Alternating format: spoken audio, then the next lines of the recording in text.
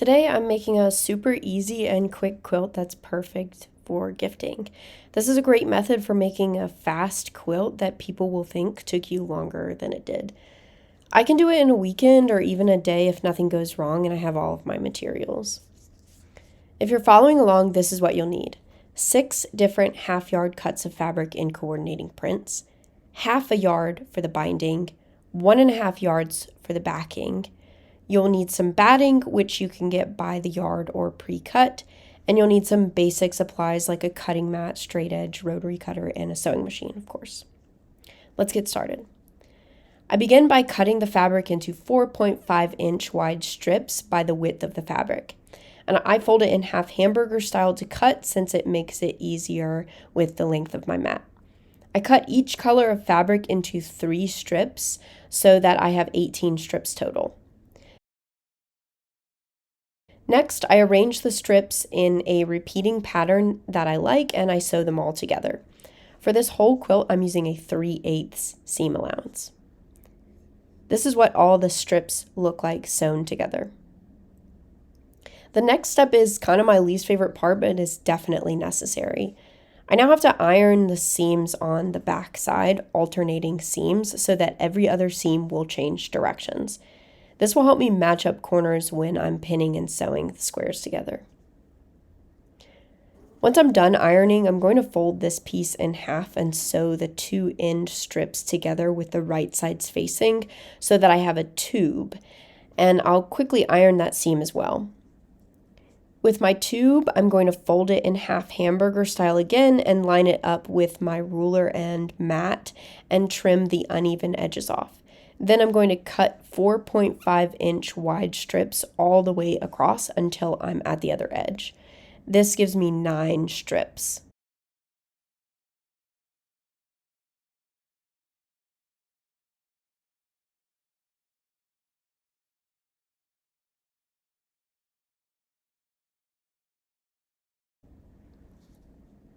Now it's time to pick apart some seams. I start anywhere I want on the first strip, just picking apart one seam so that I can lay it out flat. This is going to be my upper corner where the diagonal pattern starts. Then I'm going to pick up the next one, decide which seam needs to be unpicked in the second row by looking at the first 2 prints of my first flat strip.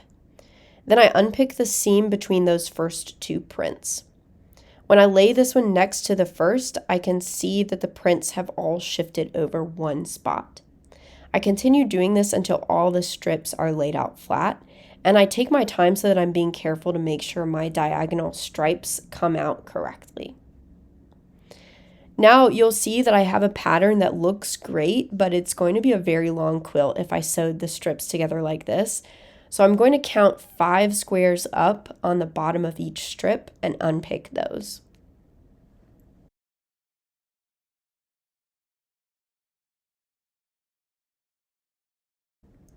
The next part is going to be me adjusting the size of my quilt top to my liking now that the pattern has formed.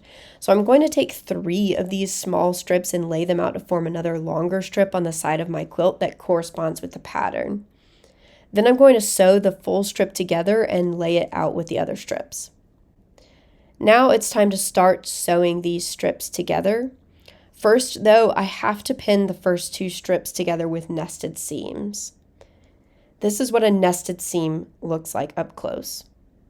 This is a crucial step, and I take my time doing it so that when I sew the strips together, the corners of the squares are as close to lined up as possible. I'm going to go row by row, pinning and then sewing, and then pinning and then sewing.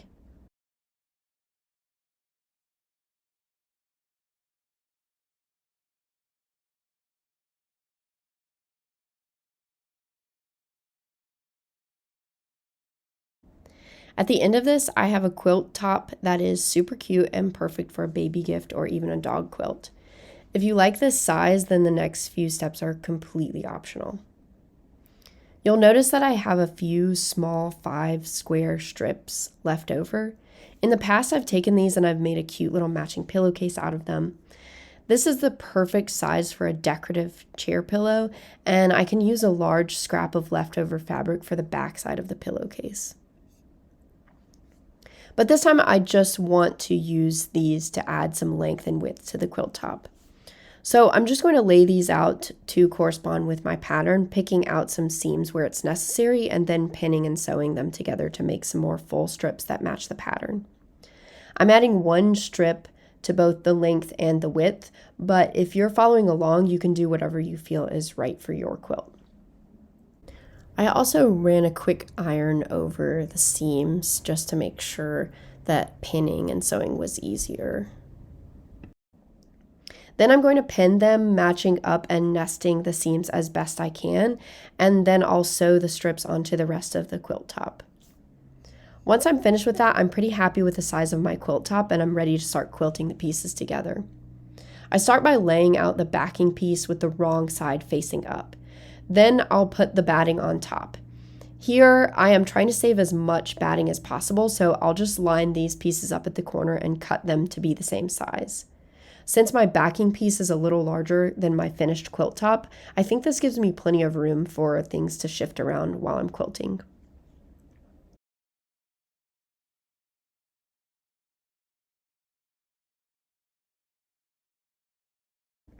Last, I'll put the quilt top on top of these two layers, positioning it in the middle with some room on each side. As you can see, I take my time making sure that these layers are flattened and positioned how I like them before I start pinning.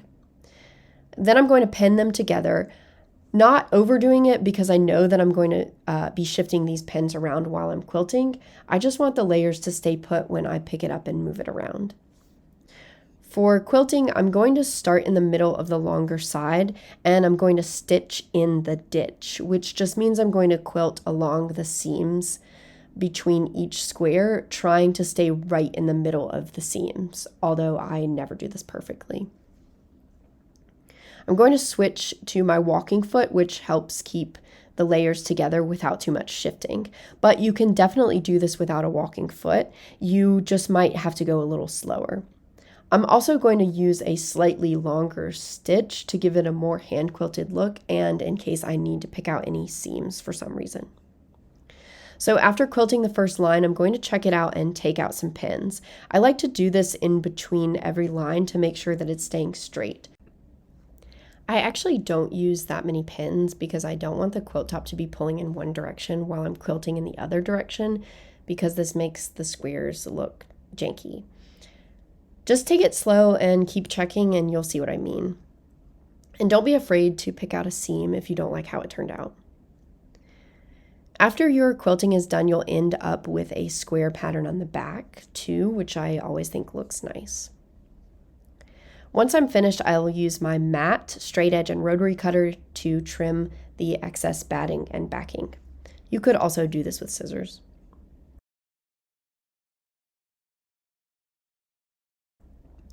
The last step is binding, so I'll start by cutting my fabric into 2 3/4 inch wide strips, and I need 5 of them.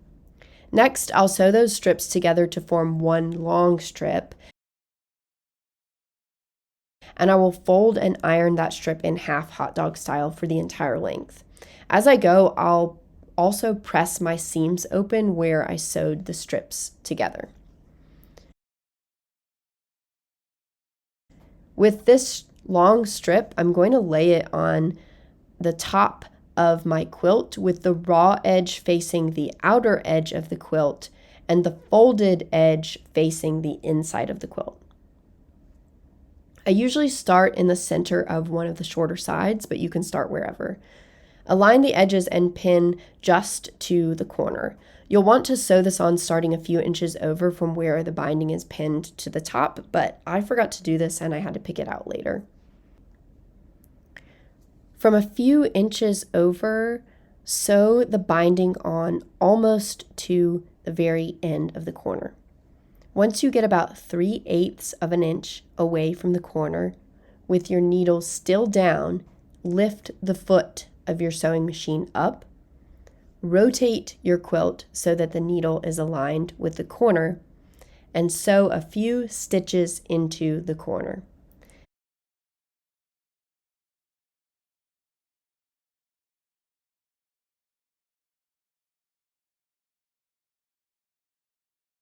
it will look like this. Now I'm going to fold the binding up so that it's aligned with the next side of the quilt, and then down so that the folded edge is aligned with the top side of the quilt. I'll pin that corner down and then continue pinning the binding so that it aligns with the next side edge of the quilt. I'll pin all the way down the side, and then I'll sew along the edge, stopping again at the corner to turn and sew into the corner. This is what makes a mitered corner. I'll do this for all the sides of the quilt. Once I get back around to the first side, then I'll pin the binding down to match with the edge, but I have to connect the two raw edges of the binding together before sewing it. This is where I had to pick my seam a few inches over so that I could free up the first raw edge.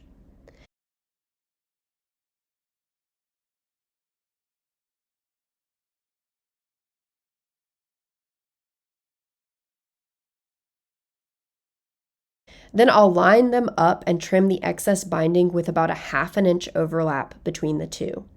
I'll sew these right sides together and quickly use my iron to press that seam open and iron any wrinkles to make it look better. Once this is done, I can sew the binding all the way along the final side of the quilt. The next step is, in my opinion, the longest and most arduous task of the whole process, but it's necessary to do it slowly and carefully. Of course, you can hand sew your binding together from here, but I don't have time for that, so I'm going to do it with the machine, even though almost no one recommends this. Since I'm machine binding, I'm going to be careful when flipping the binding over and pinning it, and I'm going to use every single one of my pins so that I know that it won't come undone or move too much. It's important to make sure that the pins are pinned on the top side of the quilt so that I can remove them while I'm sewing. I'm also going to make sure to use a matching thread for this since I'm not hand stitching and the thread is definitely going to be visible on the back side of the quilt. Now I'm going to start in one corner with the top of the quilt facing up. I'm going to sew very slowly along the seam of the binding all the way down to the next corner. Once I get to that corner, I'm going to leave the needle in the quilt, lift the foot up, and turn the quilt so that I can sew down the next side. Again, I'm going as slow as I can, removing pins as I go and checking and readjusting to make sure that I'm getting the back side of the binding. After this, I'm done. I'll trim off all the loose thread and it'll be ready to wash and give away. Thank you for watching. I hope this has been helpful for you.